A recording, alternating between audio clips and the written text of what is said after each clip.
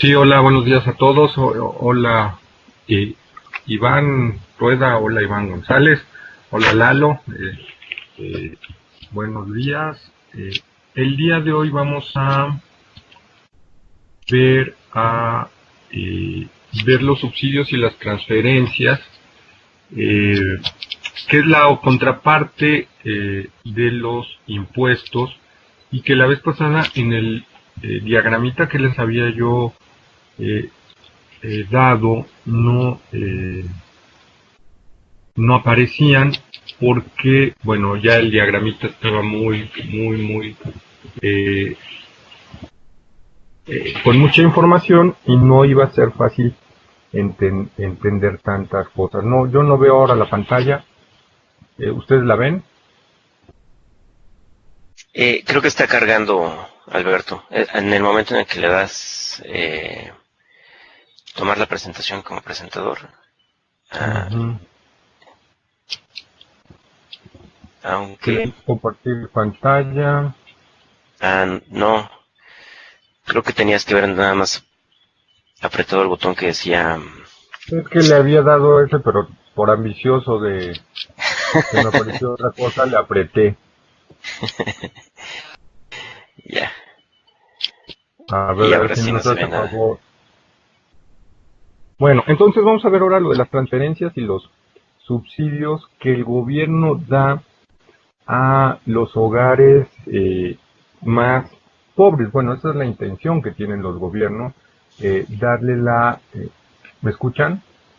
Sí, sí, te escuchamos. Esa es la intención que tienen los gobiernos, pero el problema que muchas veces se enfrentan a la hora de implementar algún subsidio o transferencia por parte de los gobiernos, pues resulta que vamos a encontrar que hay población que puede tener acceso a dichos recursos sin requerir la ayuda, ¿no? Entonces, esta es una de las grandes problemáticas que tienen tanto las transferencias como los subsidios, y muchas veces, al igual que en los impuestos, los subsidios van dirigidos a una población, y los que se llegan a beneficiar de dicho subsidio pues son otro sector de la población. Entonces la incidencia del impuesto recae sobre la población que no requiere el recurso, ¿no? Entonces son de estas cosas que siempre hay que estar evaluando, y que lo podríamos nosotros en los microsimuladores realizar. Recuerden igual que en otras ocasiones que esto tendría que ser es un rompecabezas, y aquí una de las piezas eh, más importantes en términos de la transferencia del rompecabezas, pues es justamente los requisitos que te piden de los subsidios, ¿no? O de la transferencia condicionada. Eso lo tenemos que tener muy claro, y ver todos los requisitos que se le están pidiendo a la población que cumpla. Eh, Ahora, el problema que muchas veces vamos a tener de los montos de los recursos es los costos que también implican llevar esa transferencia, o esa, ya sea en especie o monetaria, a la población. Y el problema es que en algunos países, bueno, supongo que en varios de los nuestros, sucede es que se utiliza como un factor político para poder favorecer a ciertos candidatos, o promoverse como candidatos a ciertos cargos de elección popular. Entonces, esto es todavía más complejo, este tema, que el de impuestos, dado que, por ejemplo, la parte política y la participación de ciertos actores políticos va a ser bastante difícil de modelar en el proceso de microsimulación. Por ejemplo, hace algunos meses que estuve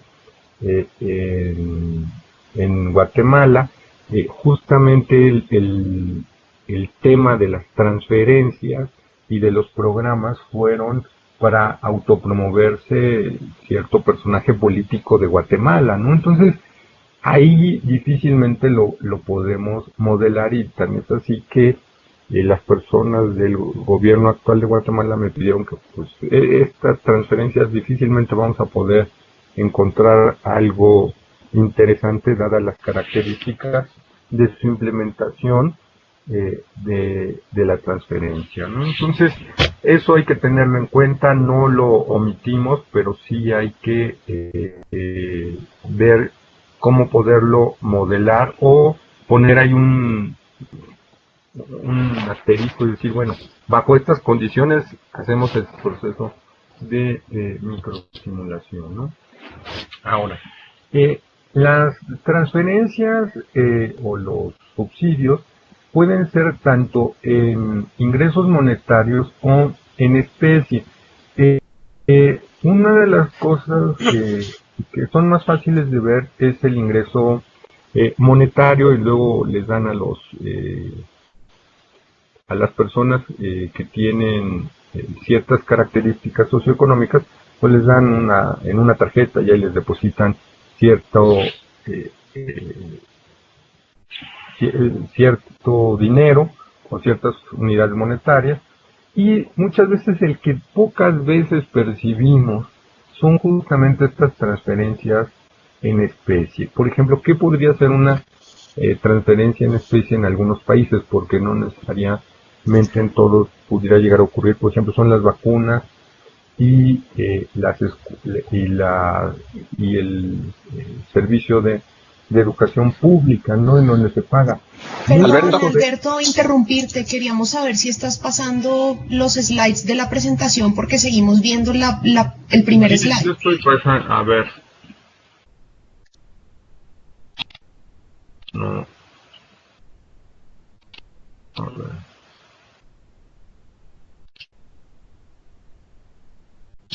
¿Ya? No. Aún se ve el slide 1. Es que tienes que ir al Skype. A ver, ya, creo que ya, pero es que... En la parte superior debes tomar control. Ahí está. Ahora sí. Está. Es que me está haciendo cosas raras mi máquina, no estoy en el mismo internet de siempre. Ok. Bueno, la otra parte, como yo les decía, eran las transferencias en especie. Y eso es básicamente ubicarlas, sería el sector salud y el sector educativo, ¿no? Y bueno, generalmente utilizan a las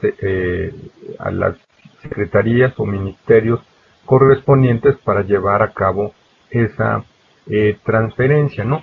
¿Qué es lo que pasa con la transferencia o el subsidio cuando nosotros tenemos acceso a él? Bueno, directamente lo que ocurre es que tenemos un incremento de nuestra capacidad de compra o tenemos acceso a bienes y servicios que con el ingreso que tiene la población, pues difícilmente lo podrían costear. Por ejemplo, en el caso de cuando se les da una transferencia monetaria, bueno, ese hogar podrá comprar a lo mejor más harina, más arepas, tortillas, a lo mejor algún kilo de carne, de pollo, que pudieran complementar su alimentación.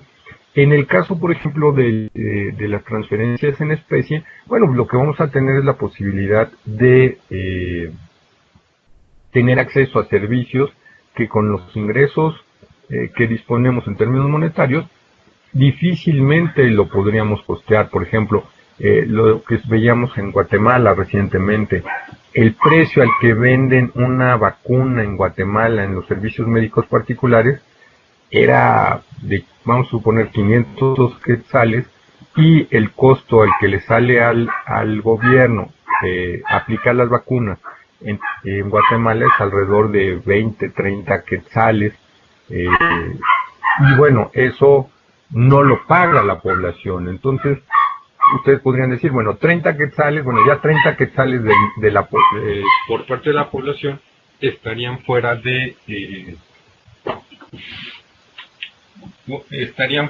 sus posibilidades de compra de las vacunas. Imagínense 500 quetzales, pues todavía más. Tendríamos un problema con las enfermedades agudas como en el siglo antepasado. Entonces, esas transferencias en especie que de repente poco las tomamos en cuenta, pues ya las sentimos que es una obligación del gobierno, no las tomamos en cuenta para los ingresos no monetarios de los hogares, y que me parece que son fundamentales para ellos, ¿no? Ahora, ¿qué es el problema que enfrentamos? Miren, el problema que enfrentamos es, por ejemplo, en el caso de un subsidio, es si ustedes aumentan muchas veces, a ver, en este eje tenemos, híjole, el color que escogí está medio feo, ¿verdad? No se ve. Voy a poner el rojo. Miren. Si nosotros ponemos muchos requisitos, si nosotros nos vamos para el lado derecho del eje horizontal y ponemos muchos requisitos, ¿qué es lo que va a estar ocurriendo? Que la población objetivo que nosotros queremos atender va a disminuir, ¿sí? Y si nosotros queremos disminuir los requisitos para aumentar el número de la población objetivo que vamos a cubrir, el problema que vamos a tener acá es que va a haber aquí población que no requiere la transferencia y que la va a recibir, ¿no? Y ahí yo tengo un ejemplo que me pasó a mí en la universidad. Hace muchos años yo era el coordinador de una beca que se les da a los universitarios en México, que se llama Pronaves, y yo era el responsable de recibir los papeles de los chicos. Un problema que tiene esa beca es que para evitar mayores costos no se va a verificar que la persona diga la verdad, o ver si realmente vive en el lugar que dice, etcétera, etcétera. Entonces tenía yo dos alumnos, uno que siempre iba a la escuela con un outfit de vestimenta muy a la moda, muy en el último grito de la moda, y había un alumno que se veía que era de origen humilde. Pero el día de la beca, este alumno que les digo que iba siempre al último grito de la moda, resultó que ese día llegó con los pantalones rotos, una camisa ya vieja, todo, y hizo un outfit para parecer pobre. Y puso una vivienda que yo tenía conocimiento que él no vivía ahí, pero que él dijo que vivía ahí. Y entonces era lo que él decía contra lo que yo decía. Y el otro compañero, el que sí se veía que era que tenía necesidades, era hijo de comerciante ambulante, que sí constantemente se veía que requería del apoyo, no podía demostrar los ingresos. Y la otra persona demostraba fácilmente los ingresos. Entonces, vean, ahí, en el momento en que ponemos muchos ingresos, estamos sacando a esa población, y aún poniendo muchos requisitos, hay todavía filtraciones que tenemos para el acceso a cierto recurso. Imagínense que nosotros quitáramos los recursos para tratar de cubrir a mayor parte de la población objetivo, pues va a resultar que el subsidio lo vamos a recibir toda la población, ¿no? Entonces, ese es un problema que enfrentamos a la hora de subsidios y transferencias. Ahora, para acabar la historia y no se las deje incompleta, resultó que el chico que el chico que tenía recursos había reprobado recientemente una materia y ya no pudo tener acceso a la beca.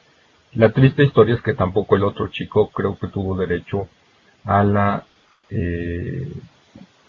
transferencia porque no cubrió al final cierto tipo de requisitos. El de ingresos creo que sí los llegó a cubrir, pero algún otro no lo pudo hacer, ¿no? Entonces, este es un dilema que nosotros enfrentamos en las transferencias. Y bueno, dado que la vez pasada tuvimos así como mucha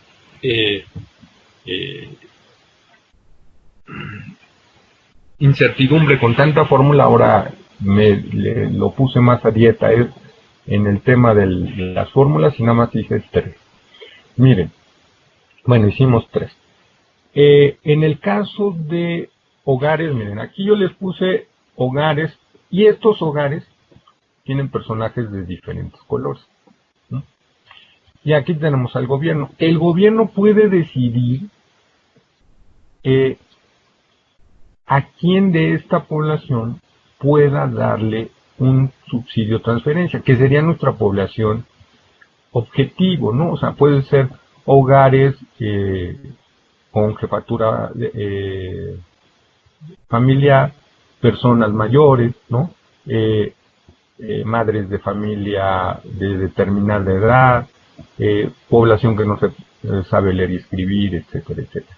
Entonces, esta podría ser nuestra población objetivo. El tema acá es qué tipo de transfer, cómo vamos a darles esa transferencia, aquí era subsidios, no era impuestos, a estos agentes, cómo se les va a dar ese subsidio. Vean, en este caso podríamos tener un precio, un subsidio directo al precio, que sería un subsidio a la cantidad, que este es el que aplicaría, por ejemplo, en educación en el caso de nuestros países. ¿Qué es lo que pasa? Si ustedes revisan cuánto sale la educación privada en nuestros países y ven cuánto pagan los hogares más pobres, pues el monto del subsidio es la diferencia entre educación pública y privada. No entramos en la discusión si es de mayor calidad la de educación pública o privada. En el caso, por ejemplo, de México, hay tanto muy buenas universidades públicas como muy buenas universidades privadas, muy buenas escuelas primarias públicas de excelente calidad y pública y privadas de excelente calidad. Entonces, pareciera que estadísticamente no es muy significativo. Bueno, habría que ver ahí algún otro tipo de variables para ver si existe o no esa diferencia en esas variables. Ahora, puede haber un subsidio al valor. Este subsidio al valor es, por ejemplo, lo que les platicaba la ocasión pasada, que tiene que ver con la electricidad. En muchos de nuestros países la energía eléctrica está subsidiada. Entonces, generalmente es un subsidio que se está dando en función de la cantidad que ustedes estén consumiendo de electricidad. En este caso puse un subsidio constante, pero este vendría siendo a la cantidad que están tomando, y entonces el porcentaje cambiaría. A mayor cantidad consumida, menor subsidio.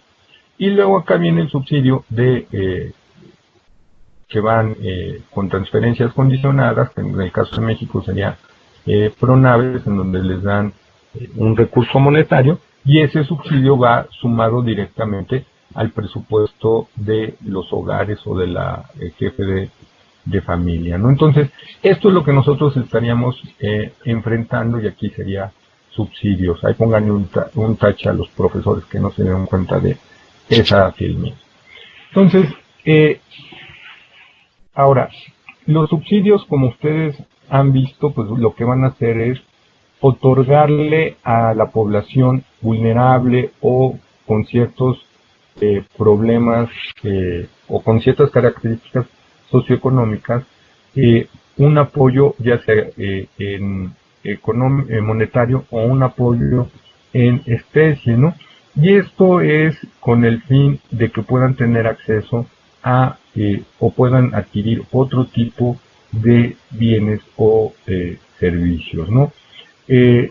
Ahora, aquí lo que nosotros también necesitamos tener es bien identificada a la población objetivo y ver qué tanto vamos a poder cubrir con el programa. Aquí creo que la variable que más nos pudiera apoyar, además de las encuestas de ingreso-gasto de los hogares, para identificarlo, un problema que tienen las encuestas de ingreso-gasto o de alguna encuesta es que no cubre el total de la población del país.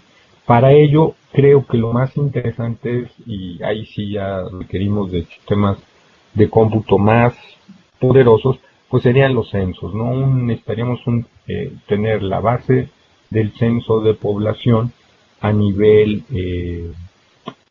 bueno, que pudiera serlo de 5 o 6 años, que sea el último censo que se tuviera.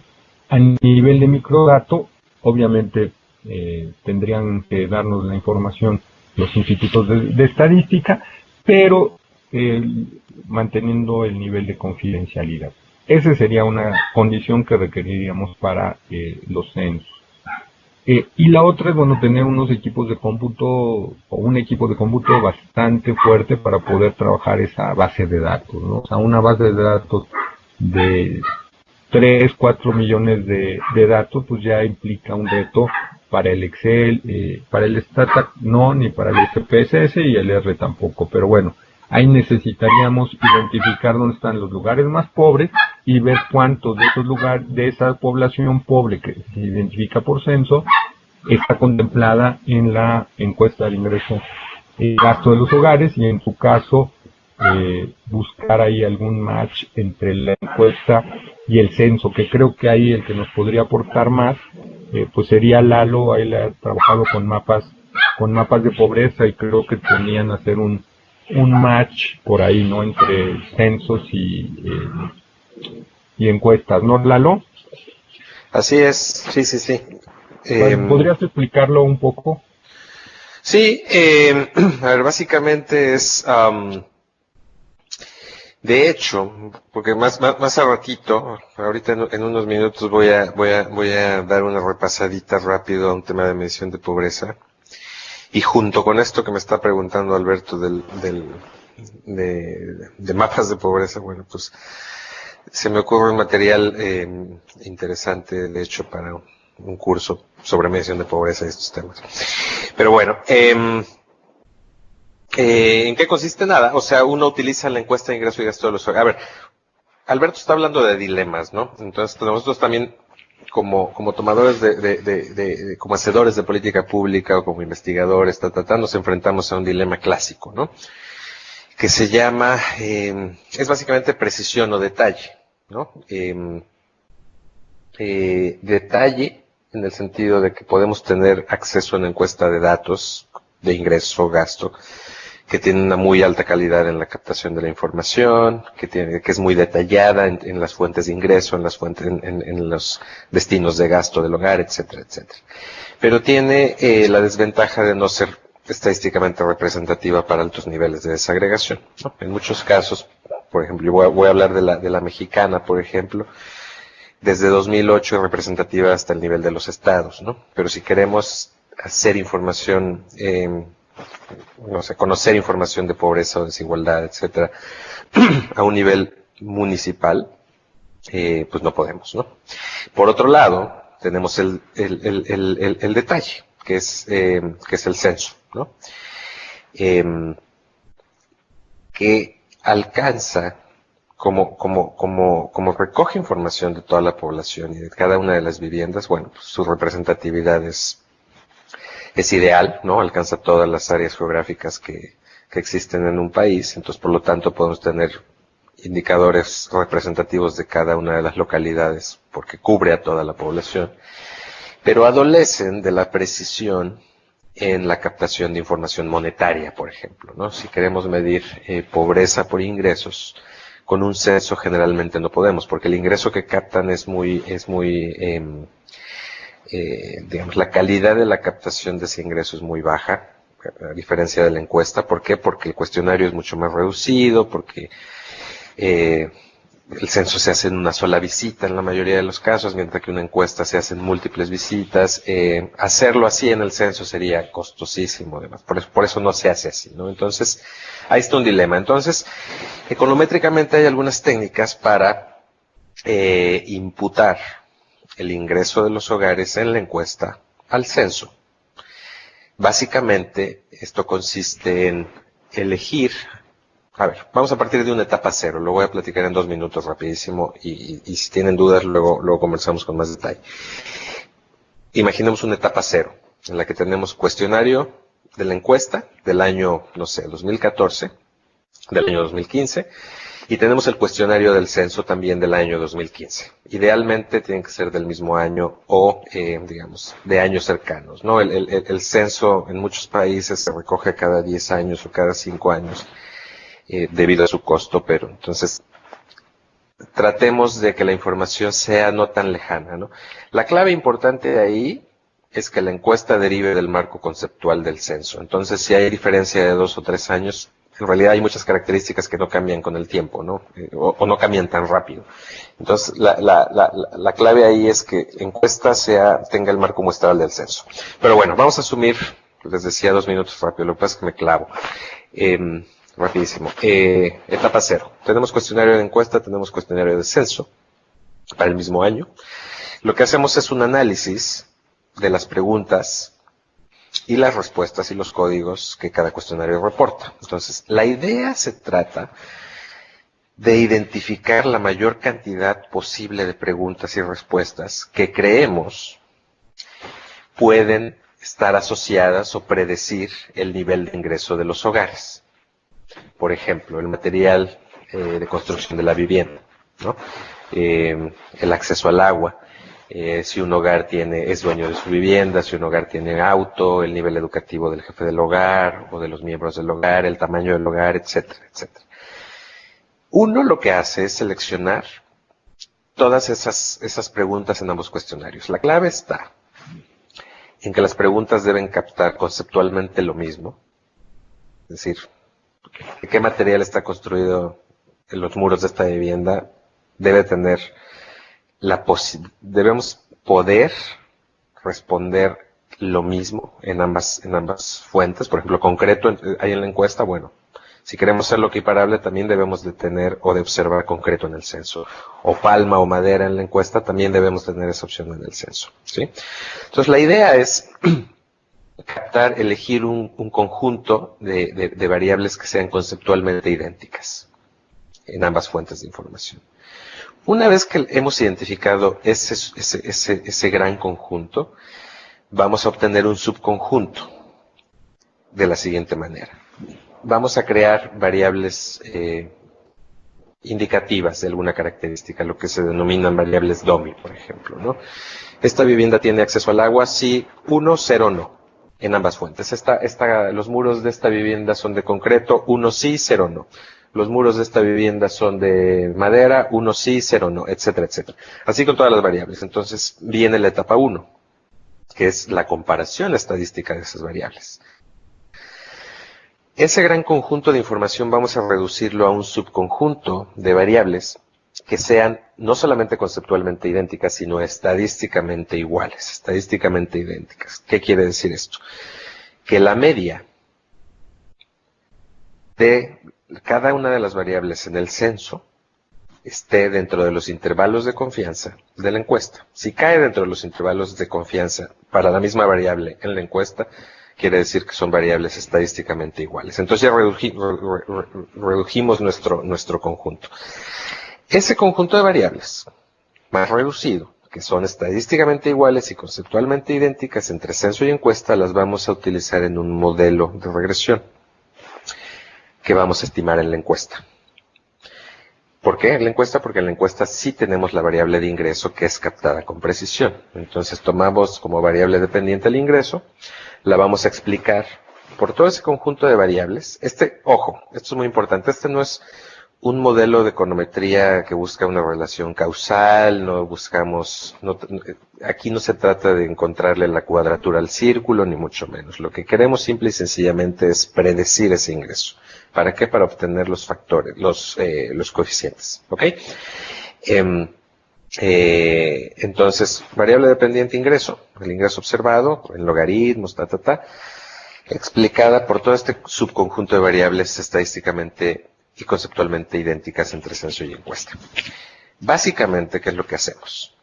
Obtenemos los parámetros de los modelos, es decir, los coeficientes que correlacionan cada una de estas variables con la variable dependiente, y esos coeficientes o esos parámetros los vamos a guardar tantito. Imagínense una bolsita y la guardamos. Nos vamos al censo. En el censo tenemos exactamente las mismas variables explicativas, ¿no? Las que ya determinamos, conceptualmente idénticas y estadísticamente iguales con las de la encuesta. Entonces las tenemos como variables explicativas, pero no tenemos la variable dependiente, que es el ingreso, porque el ingreso no lo observamos, ¿ok? Entonces, nos regresamos a la encuesta, cogemos los parámetros estimados o los coeficientes, nos los llevamos al censo y resolvemos la ecuación. Es decir, cada una de las variables explicativas multiplicada por su parámetro. Esto es un proceso iterativo con una estrategia estadística que se llama bootstrapping. Hacemos un proceso iterativo de 200 veces para asegurarnos que está estadísticamente confiable, etcétera, etcétera. Pero la idea, imagínenselo así de simple, ¿no? Conceptualmente es muy simple. Tenemos la variable, por ejemplo, que yo les decía. 1, 0 si tiene agua esta vivienda. Ok, esa la tenemos en el censo. Y tenemos el parámetro o el coeficiente estimado en la encuesta para esa variable. Entonces multiplicamos la media de esa variable por su parámetro y así, con todas las ecuaciones, con todas las variables. Entonces, si ustedes están familiarizados con una regresión, es una suma, ¿no? Suma o resta, hay que resolver esa ecuación y al final lo que vamos a tener es un monto de ingreso. ¿Sí? No conocemos la variable dependiente, solamente conocemos las variables explicativas, pero conocemos a partir de la estimación los parámetros. Entonces resolvemos toda la parte derecha de la ecuación para tener la variable dependiente que va a ser el ingreso. Con ese ingreso, para cada uno de los hogares ya simulado en el censo, entonces podemos rescatar indicadores de pobreza e indicadores de desigualdad que sean representativos al nivel más bajo de un área geográfica, ¿no? Por ejemplo, una localidad, un municipio, una región, etc. Sorry, me alargué más de los 2 minutos. Te regreso a ti, Alberto. Gracias, Lalo. Igual yo supongo que la parte de mapas de pobreza, como lo que platica Lalo, pareciera muy complejo, pero Lalo tiene mucha experiencia en lo de mapas de pobreza y seguramente lo ve más fácil de lo que parece, ¿no?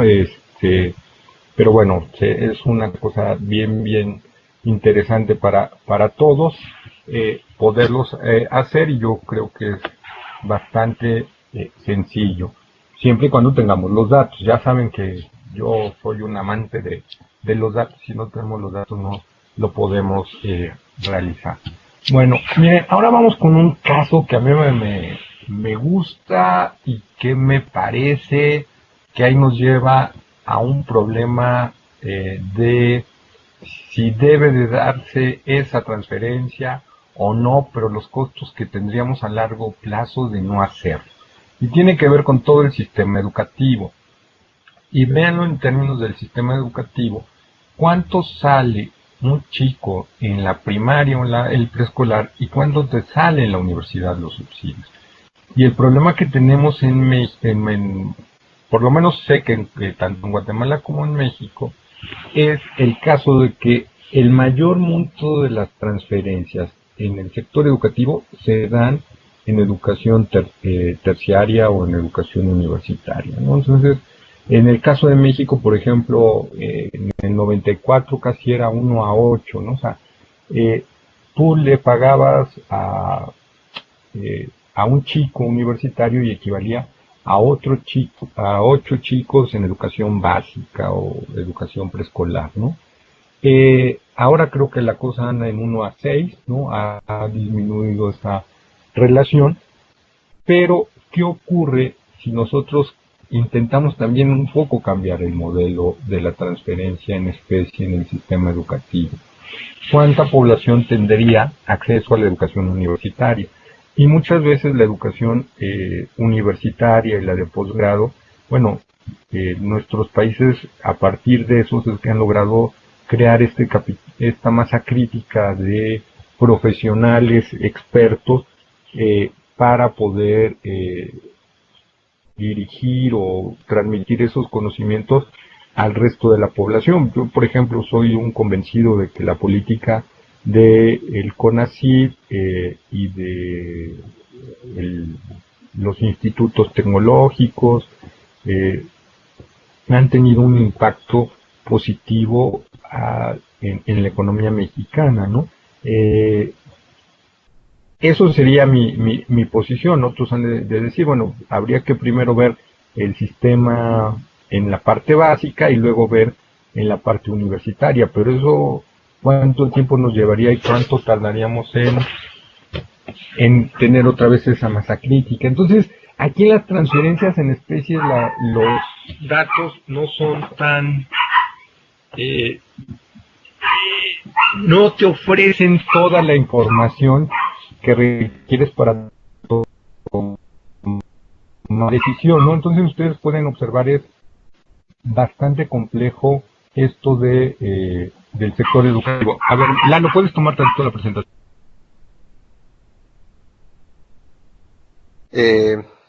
Hola, Beto, sí, no te preocupes.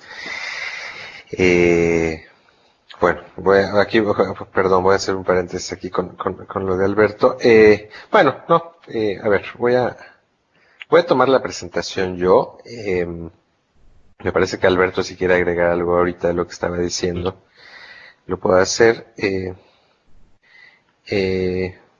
No sé si ya volviste, Beto. Ya volví, pero eso es lo que quería decir de la transferencia en especie y lo que reciben la población. Y bueno, dado que tengo aquí un problema canino, te cedo la palabra, que ya viene la presentación sobre pobreza, ¿no? Sí, gracias, Beto. Bueno, te entiendo porque yo muchas veces ando igual. Bueno, a ver, una nota rápida sobre medición de pobreza, porque se preguntarán por qué. Una, pues porque es importante saberlo, ¿no? Muchas veces hablamos de la pobreza y nos referimos a la pobreza y cómo se mide la pobreza, cuánto es la pobreza, etcétera, y los impactos sobre la pobreza, pero no hemos hablado nada de cómo medirla, ¿no? Y quizás asumimos erróneamente pues, que todos sabemos, o acertadamente, quizás sí todos sabemos cómo se mide la pobreza, pero pues no está de más, ¿no? Dos, porque, como comenté hace unos minutitos, quizá es buena idea, eventualmente en algún momento del siguiente año o así, quizá organizar un curso, digamos, detallado sobre medición de pobreza, tanto desde la perspectiva de los ingresos como multidimensional, y ahora con el tema de los mapas de pobreza, que pues parece, como decía Alberto, parece súper complejo, pero no lo es tanto. Requiere mucho trabajo, pero es bastante sencillo y es especialmente útil, ¿no? Porque imagínense ustedes si tienen un ingreso para cada hogar simulado en el censo, pues eso permite mucho. Es importante aclarar que ese ingreso que uno simula para cada hogar pues, no debe utilizarse como erróneamente podría uno caer en querer hacerlo para hacer inferencia de los niveles de vida de hogares particulares, ¿no? O sea, más bien creo que ese tipo de ingresos son súper útiles para reportar medidas agregadas de desigualdad y de pobreza para la zona geográfica donde ese hogar está residiendo, ¿no? Hacer análisis a nivel individual es un poquito más riesgoso, ¿no? Porque, digamos, al ser un modelo incluye ciertos errores, ¿no? Por supuesto que la imputación de los ingresos de la encuesta al censo y por tanto después la medición de la pobreza pasa por una serie de filtros, de pruebas, de test estadísticos que apoyan su validez, ¿no? Pero eso no quiere decir que no esté libre de errores, ¿no? Entonces hacer inferencias a nivel individual es más complejo, pero sí nos permite muchísimo, ¿no? Nos permite tener una información a un nivel que en la encuesta sería imposible, y si tenemos los ingresos ahí y podemos hacer un mapeo, imagínense, ¿no? Podemos cruzar la pobreza con otro tipo de de información que se cuentan a ese mismo nivel, ¿no? De localidad o municipal, como por ejemplo, no sé, la incidencia de eventos climáticos extremos. Entonces imagínense una zona que es especialmente vulnerable a este tipo de eventos, donde además puede quizá concentrarse un volumen importante de pobreza. Bueno, pues gráficamente eso nos muestra áreas de atención prioritaria, por ejemplo, ¿no? En fin, hay muchísimas posibilidades, ¿no? Dice aquí Jesse James, o desde la multidimensionalidad lo que está implementando. Claro, sí, o sea, la idea es medir la pobreza con todos los enfoques que hay, ¿no? El ingreso, yo soy un defensor de la multidimensionalidad, pero al mismo tiempo también creo que el ingreso es una dimensión trascendental, ¿no? Entonces no son excluyentes, me parece que va todo, y las técnicas son algunas complementarias, otras son distintas. Parece que vale la pena hacer un análisis, un estudio de todas las técnicas, o al menos de las más utilizadas hoy en día, en todos los enfoques, ¿no? Desde el ingreso hasta la multidimensional, y la que incluye el ingreso y la que no incluye el ingreso, etcétera, etcétera, ¿no? Entonces, vamos a echarle un poquito de cabeza a esa posibilidad, a ver si es posible el siguiente año. Bueno, pobreza. Aquí vamos a empezar un poquito con esa introducción, es muy breve, 2 pasos críticos. Bueno, y tercera razón por la cual vamos a hablar ahorita de pobreza, es lo más importante, porque en algún ejercicio que ustedes van a resolver en esta unidad, pues se requiere medir pobreza, ¿no? Entonces, nos dimos cuenta que no habíamos mencionado esto y no queremos asumir que saben o no. Preferimos mejor hacer un repaso. Y es muy sencillo, ¿no? No vamos a caer en toda la parte axiomática, ni mucho menos, ni en todos los indicadores de pobreza que uno escucha en el día a día. Simple y sencillamente nos vamos a quedar con lo que estamos más familiarizados. ¿Cuántas personas viven en condiciones de pobreza? ¿Cuántas o qué porcentaje de la población, ¿no? Es decir, el volumen absoluto y relativo. Entonces, a ver, ¿de dónde viene todo el tema de la medición de pobreza que conocemos hoy y que utilizamos hoy? Seguimos utilizando desde cualquier perspectiva monetaria o no, de hecho. Viene de Amartya Sen, ¿no? En 1976. 2 pasos críticos. 1, la identificación. Y segundo, la identificación en que consiste en identificar quién es pobre, ¿no?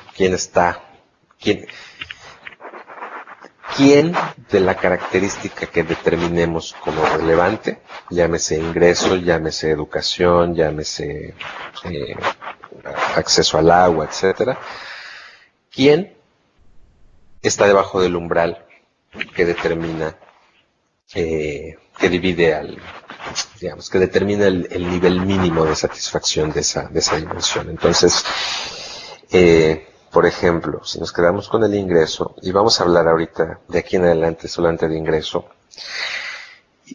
imaginemos la encuesta de ingresos y gastos con la que estamos manejando y que es indispensable para la microsimulación, de hecho, porque al final, acuérdense que cualquier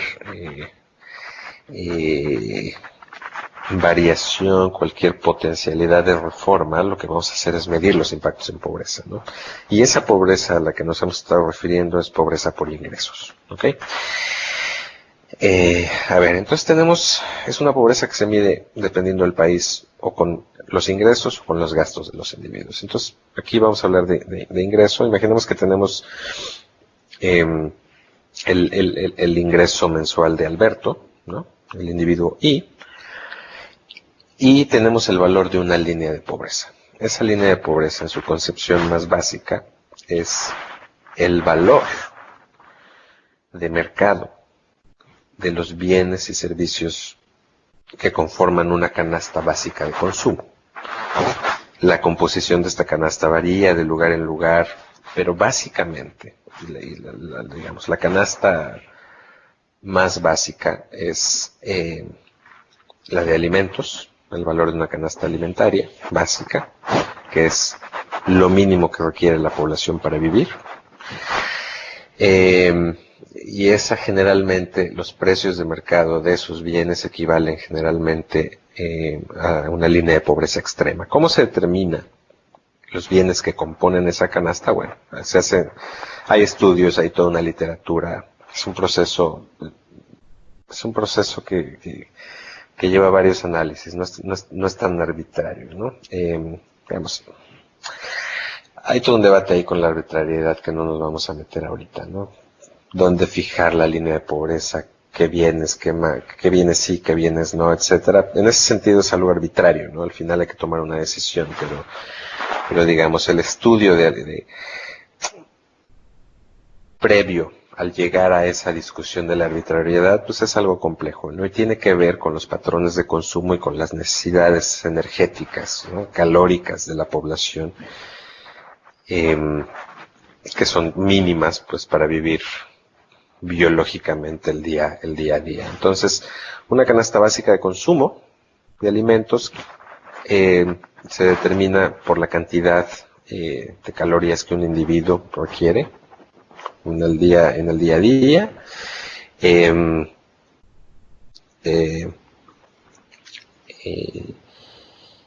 Y se obtiene, perdón, me distraje porque estoy escuchando unos ruidos electrónicos acá en mi computadora que no sé de dónde vienen.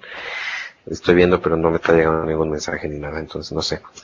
A ver, se hace un análisis. Imaginemos una población, no sé, México. Se hace un análisis de patrón de consumo y de los requerimientos energéticos y calóricos de la población para vivir en ese contexto en México, ¿no? Entonces tomamos al individuo medio y el individuo medio consume tantas calorías, ¿Qué alimentos contienen esas calorías y requerimientos? Pues tales, ¿no? ¿Y cuál es el valor de mercado de esos bienes y de esos productos alimenticios? Pues tal. Entonces, ese valor de mercado es el valor de una línea de pobreza, expresada en pesos mexicanos diarios o en mes o anuales, ¿no? Generalmente lo mantenemos a nivel mensual. Entonces, esa es la línea de pobreza. Entonces, luego, imaginemos que son 1,000 pesos mensuales. Entonces, luego viene Alberto y me pregunta, oye, Lalo, pues quiero saber si estoy por arriba o por debajo de la línea de pobreza. Bueno, Alberto, pero pues mira, para saber eso, mi umbral de comparación son 1,000, necesito que me digas pues, cuánto ganas mes con mes, ¿no? Pues gano 1,200, perfecto. Entonces estás arriba de esa línea, no eres pobre, ¿no? Bajo este criterio. La identificación básica es esta identidad que ustedes ven acá, ¿no? La primerita, no sé cómo agregar, no sé cómo marcar, aquí está, pues esta, ¿no? Que dice Alberto, es un color muy feo porque no se ve mucho, pues sí, no se ve mucho. A ver acá rojito, esta, ¿no? Un individuo es pobre si su ingreso es menor que la línea de pobreza. En paréntesis pongo igual y en la identidad también pongo menor o igual, porque en muchos casos así es, ¿no? Digamos, tu ingreso no es superior a la línea, es al menos el valor de la línea. Entonces, en ese sentido, sigue siendo pobre, ¿no? Bueno, esa es la identificación, ¿no? Ese es el primer paso elemental en el marco conceptual de Zen, que dio origen a todo lo que conocemos ahora, ¿no? A todos los FGTs y demás cosas que utilizamos hoy en día y que es, digamos, que es el estándar, pues, ¿no? Para medir pobreza. Y noten que esta Y, yo dije que me iba a referir solamente al ingreso, pero noten que esta Y, pues puede ser cualquier dimensión, ¿no? Puede ser los años de escolaridad, ¿no? Entonces Alberto me dice, bueno, pues yo tengo 10 años de escolaridad y la línea de pobreza de esos años de escolaridad podemos decir que son 6, digamos, el mínimo de primaria completa. Vamos a asumir que si alguien tiene menos de 6 años de escolaridad es considerado pobre en esa dimensión, por ejemplo. Entonces, si Alberto tiene 10 y la línea de pobreza Z son 6 años, pues Alberto de nuevo no es pobre en esta dimensión. O, ¿qué pasa si la Y es acceso al agua, ¿no? Donde 1, el hogar tiene acceso, y 0 no tiene acceso. por definición, al ser solamente dos características, dos posibilidades, pues la Z o la línea de pobreza es pues tener agua, ¿no? Entonces, si tienes agua, pues no eres pobre. Si no tienes agua, es distinto al criterio de Z, pues entonces eres pobre en esa dimensión. Pero bueno, no metamos más ruido.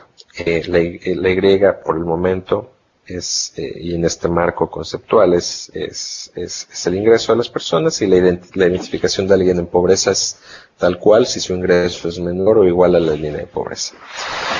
Y entonces, ya que identificamos a toda la población como pobre o no pobre, dependiendo de sus ingresos, tenemos que agregar. Ese es el segundo paso elemental de Zen, ¿no? La agregación, es decir, trasladar toda la información individual en una medida que nos refleje las condiciones de bienestar, o en este caso, el nivel de pobreza de la sociedad, ¿no? Se expresa con esta identidad, que es H, H por el inglés de headcount, que es equivalente a, es un porcentaje, ¿no? A Q sobre N. Q es el total de personas pobres, o cuyo ingreso es menor o igual a la línea de pobreza, y N es el total de la población, ¿no? Entonces, Q entre N nos va a dar una proporción, es un porcentaje, y es lo que conocemos generalmente, lo que escuchamos día a día en las noticias, como pues, el porcentaje pobre, ¿no? A ver, un ejemplo muy sencillo. Imaginemos una línea de pobreza Z de $120 para una población de 15, ¿no? De 15 personas. Entonces aquí tenemos rankeados a los individuos. Bueno, no están rankeados. Tenemos a los 15 individuos y sus ingresos, ¿no? ¿Qué es lo que hay que...? Bueno, estoy tentado a preguntarles con la esperanza que me respondan, pero pues no, porque no tienen abiertos los micrófonos. Pero que, es como si fuera una clase, ¿no? Pero no. ¿Qué sigue? Pues nada, la identificación, paso 1, ¿no? Identificación. Entonces, considerando la primera formulita, ¿quiénes serían pobres? Pues sería pobre esta persona, si la línea de pobreza es 120, y la pobreza son aquellos cuyo ingreso es menor o igual a esa línea de pobreza, entonces sería el 1, el 2, el 3, el 4, este no, este no, este no, este sí, este sí, este sí, este sí, y este sí. ¿Cuántos son? Son 4, son 9. 9 personas de 15 tienen ingresos menores o iguales a la línea de pobreza. Entonces, 9 entre 15, pues ¿cuánto es? 0.6, ¿no? Exacto, 60%, 0.6. 60% de la población son pobres, bajo este criterio. Entonces, así de simple, así de sencillo. Entonces, es una identificación y uno resuelve la formulita. Ahí está. Yo no sé para qué lo escribí si ahí lo tenía, pero bueno. Punto 6. O, esto es mucho más intuitivo. A ver, esta medición básica, que es la más elemental, pues es re simple, es re fácil, ¿no? Seguramente lo estoy haciendo perder el tiempo porque todo esto ustedes lo saben, ¿no? Pero, pues no sé, ¿no? Entonces mejor lo repito. Una estrategia para no ocupar la formulita tal cual, pues es trabajar con un enfoque matricial, ¿no?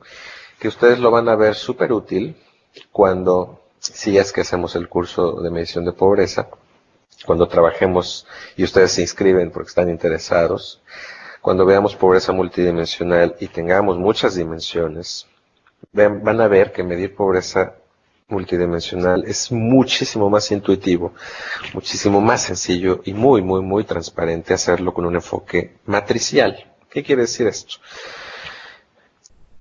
Tomamos como filas a cada individuo y tomamos como columnas cada dimensión que consideramos en la medición. Eso no lo voy a explicar ahorita para varias dimensiones, ¿no? Pero tomemos solamente una dimensión, la de ingreso. Entonces, en nuestra base de datos, pongámosle un 1 a todas aquellas personas cuyo ingreso sea menor o igual a la línea de pobreza. Y pongámosle ceros a quienes tengan un ingreso mayor a la línea de pobreza. De nuevo, para este caso de una única dimensión, pues van a decir, bueno, ¿cuál es la ventaja de esto y de utilizar la formulita, contar y utilizar la formulita? Pues es lo mismo, ¿no? Pues sí, es lo mismo. Pero cuando tengamos varias columnas van a ver que es mucho más intuitivo hacerlo de forma matricial. Estas son entradas de una matriz de una única columna, ¿no? Si ustedes lo llevan esto a Excel, pues no tienen que resolver ninguna ecuacióncita ni nada, simple y sencillamente con unos y ceros. Ustedes le escriben en el Excel acá, o en el Stata, o en cualquier programa que les calcule la media de esta columna, la media de esta columna de unos y ceros, y la media va a ser 0.6. Es decir, el mismo 60% que calculamos antes, resultado de 9 pobres entre 15 universos, entre 15 personas, ¿no? Entonces, trabajar con un enfoque matricial y con entradas de unos y ceros, sobre todo para el caso de múltiples dimensiones, es súper intuitivo, súper transparente y muy fácil de entender, ¿no? En ese sentido, la medición de la pobreza es súper sencilla. Entonces, yo hasta aquí lo dejo.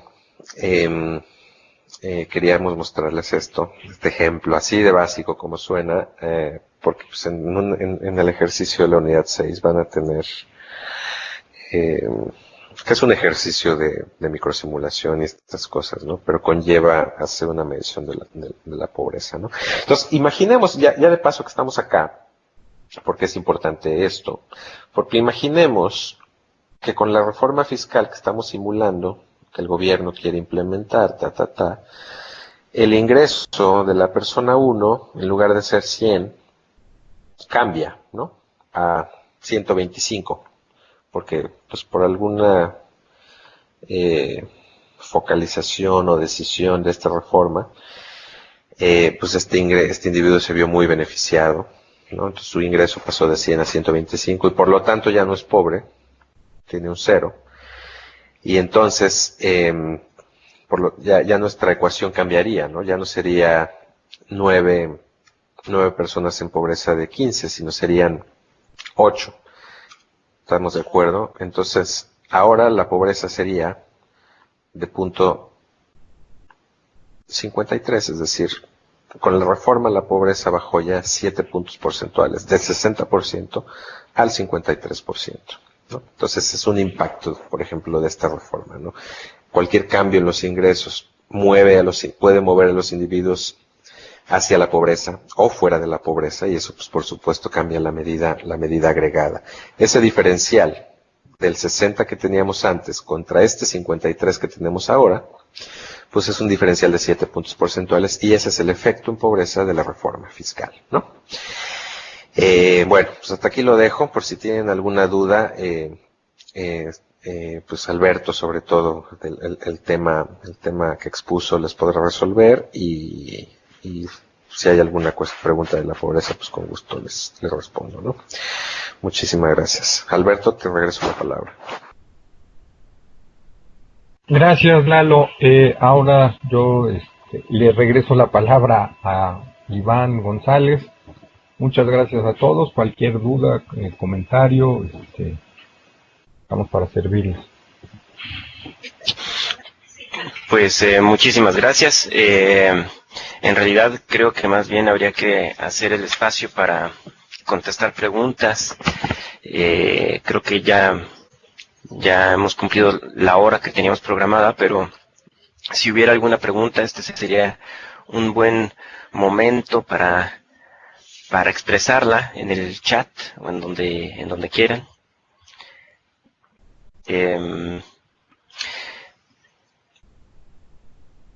A ver,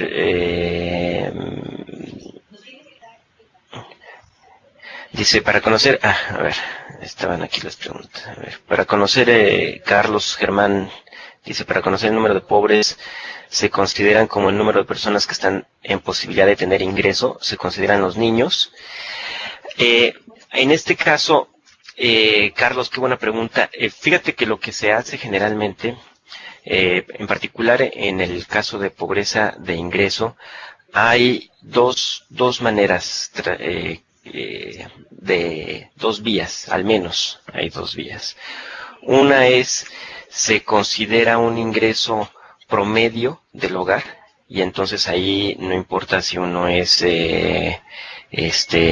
una persona mayor, un niño, un adulto, no importa el género, en fin, se calcula un ingreso promedio, y entonces las líneas de pobreza son para una persona en promedio. Entonces lo que se hace es dividir el ingreso de todas las personas que trabajan o que generan ingresos para el hogar, y se divide para obtener un ingreso promedio del hogar. La otra manera que hay es estimar equivalencias de adulto, en donde, por ejemplo, depende esto de si la persona es de la edad de la persona, y en algunas ocasiones también de su sexo. Y en este caso, por ejemplo, dependiendo del estudio que utilice para establecer la tabla de equivalencia de adulto, se puede tener que los niños, por decir un ejemplo, no tiene que ser así, pero que equivalen al 60% de un adulto, principalmente porque los requerimientos de alimentación, de calorías, en fin, que para las diferentes edades pues puede ser diferente. Para el ejercicio que se les está pidiendo hacer, la idea sería que ustedes estimaran un ingreso promedio del hogar. O sea, nos vamos a ir por la versión sencilla, no estimar adultos equivalentes, ni mucho menos.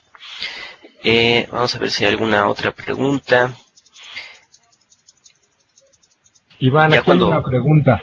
¿Cómo se soluciona el dilema de la transferencia? Hay que buscar un punto de equilibrio. ¿Cuál fue su experiencia con el ejemplo que compartías? Bueno, Iván, yo creo que ahí tú tienes alguna experiencia, dado que estuviste en Cedesol México, ¿no? ¿Algunas respuestas que hayan tenido ahí para solucionar el problema de acceso a cierto tipo de apoyos? Sí, mira, de hecho, un poco la idea del dilema de la transferencia tiene otra connotación también, entre el dilema que hay entre políticas que pueden ser universales y las famosas políticas focalizadas. Y evidentemente, en este caso, pues las políticas universales no tienen un costo de focalización. Simplemente uno dice, vamos a dar, por ejemplo, un subsidio a la electricidad o a la gasolina o a la leche, y es una política a la que todo el mundo puede tener acceso. Y en efecto, en la medida en la que uno va aumentando los requisitos, pues evidentemente si uno dice, por ejemplo, no, bueno, ese subsidio a la leche no se lo deberíamos de dar a todo el mundo, sino únicamente a las personas que viven en barrios marginales en las ciudades y que tengan además ingresos inferiores a cierto nivel, etcétera, ¿no? Un poco la fórmula que se ha discutido, porque esto es evidentemente un debate de mucho tiempo, y en este caso los estudios de algunas propuestas de la CEPAL, esta discusión se ha llevado también en términos de los organismos internacionales, etcétera, es que un poco la fórmula que resuelve ese dilema entre universalidad y focalización es que adoptar una visión de derechos, en donde lo que importa no es que las políticas sean universales, sino que los derechos sean universales. Y entonces la focalización es una herramienta para la universalización de derechos. Y en términos de políticas sociales, eso es muy útil, ¿no? Porque entonces, por ejemplo, si tenemos el derecho a la alimentación, por ejemplo, ¿no? Queremos hacer que el derecho a la alimentación sea universal. No significa que entonces le tengamos que dar de comer gratis a todo el mundo. Lo que significa es que entonces busquemos a aquellas personas que no tienen capacidad o que no pueden hacer efectivo ese derecho a la alimentación y entonces focalizar con recursos, con estrategias, con políticas, intervenciones para que puedan acceder a ese derecho. Entonces, digamos, la fórmula que resuelve un poco el dilema entre políticas universales y focalizadas es universalizar o más bien focalizar recursos para universalizar derechos. Esa sería más o menos un principio. Y en términos de hacer una focalización eficiente, es decir, que los errores, digamos en términos estadísticos, errores de tipo 1 y 2, ¿no? Es decir, que le demos el apoyo a alguien que no lo necesita o que no se lo demos a alguien que sí lo necesita. Para eso, los padrones únicos de beneficiarios han demostrado ser una herramienta muy eficiente, porque de esa manera se pueden identificar muy claramente cuáles son las carencias que tiene un hogar en particular, y entonces de la oferta de productos ya sean transferencias o subsidios o apoyos o en fin, se pueden asignar de manera muy eficiente exactamente a las personas a las que se necesitan.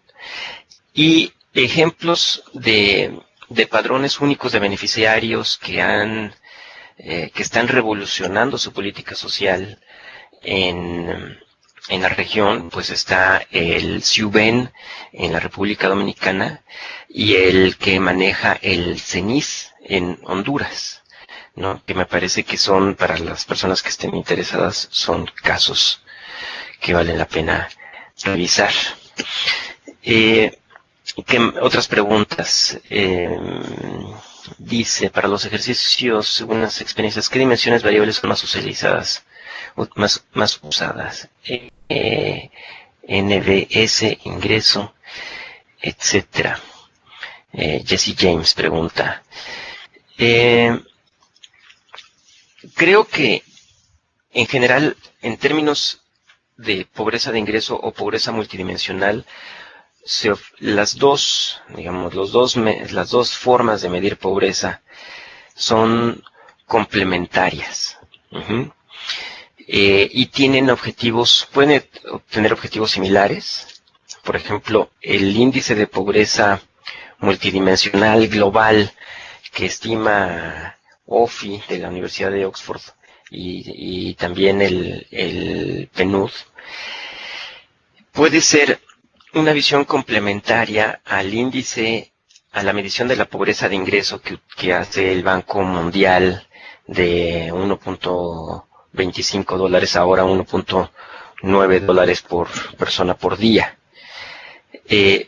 Ofrecen visiones que son complementarias.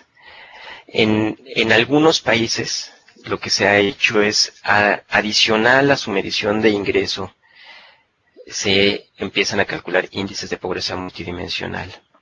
Y lo que se hizo en el caso de México es una especie de híbrido, en donde en lugar de tener dos mediciones separadas de ingreso y de pobreza multidimensional, se combinaron ambas.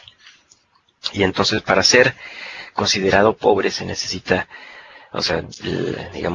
existe la línea de pobreza de ingreso, en donde las personas que están por abajo de esa línea de pobreza de ingreso podrían considerarse pobres, de ingreso, pero está también el requisito de tener al menos una carencia, una de las 6 carencias sociales de las dimensiones sociales que se maneja en el índice del Coneval, que calcula el Coneval. Entonces, no me gustaría decir que, por supuesto, yo soy fan de la pobreza multidimensional, de la medición de la pobreza multidimensional. Yo hice mis estudios de posgrado en eso, básicamente, pero tampoco quisiera decir que entonces las mediciones de pobreza e ingreso no aportan información. Por supuesto que aportan información. Y para mí lo más importante es que son medidas que son complementarias, ¿no? No sé si alguna otra pregunta.